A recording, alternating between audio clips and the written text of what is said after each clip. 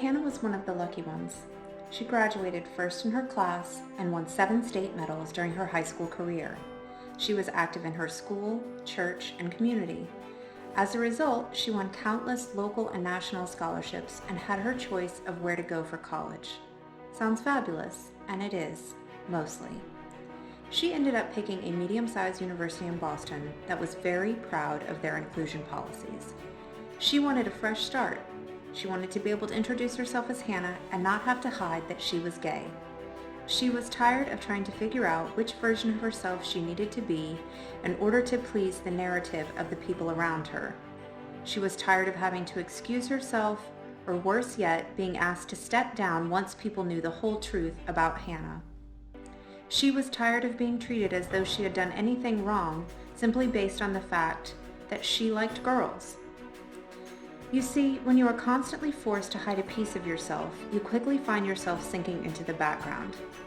Hannah had always been a leader, but during her senior year, I watched herself close herself off from her team, her friends, and the adults she trusted in her life. You can only be hurt by so many people before you start losing faith in everyone around you. Her spirit was being crushed, and some days were a lot darker than others. It was not uncommon for her to stop on her way home from work, school, or practice and make a pit stop to our old church. She was the 3rd grade classroom helper on Wednesday nights. She was baptized in this church. She went to summer camp and led Bible studies. The church was a big part of her life, and now she found herself sitting in the church parking lot, crying and questioning how they could have asked her to step down from a leadership position. Things only got worse from there, but a few key people made a positive impact and kept her afloat during the darkest of times. I will let her tell you about some of these experiences.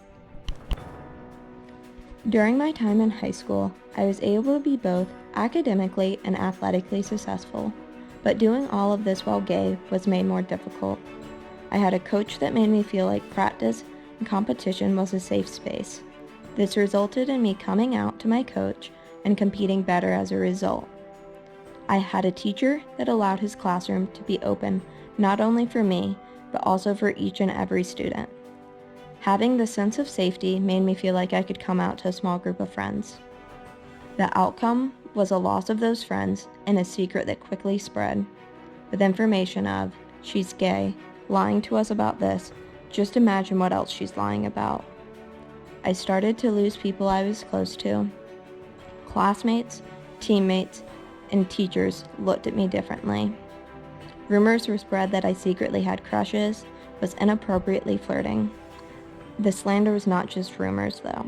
I was punched multiple times and could not tell authority figures out of fear that I would be lectured for being openly gay. Going through this made every day at school something I feared. I spent the majority of my senior year avoiding every activity possible. I did all my work independently and instead of in groups as usual. And worst of all, spending hours wondering why I was being hated and attacked for attempting to be comfortable as who I was. After graduating, I moved 2,000 miles away to start college. Instead of living in fear, I found pride flags and affirmation all around campus. My high school forced me to hide parts of myself to protect myself. 2 years into college, I am on track to graduate just 2 years from now with a master's in engineering, and am able to happily be in a relationship. A big part of why Hannah continued to be so successful, besides that Hannah is awesome sauce, is that she had a family, coach, and other key adults in her life that fully supported her. Not every kid is so lucky.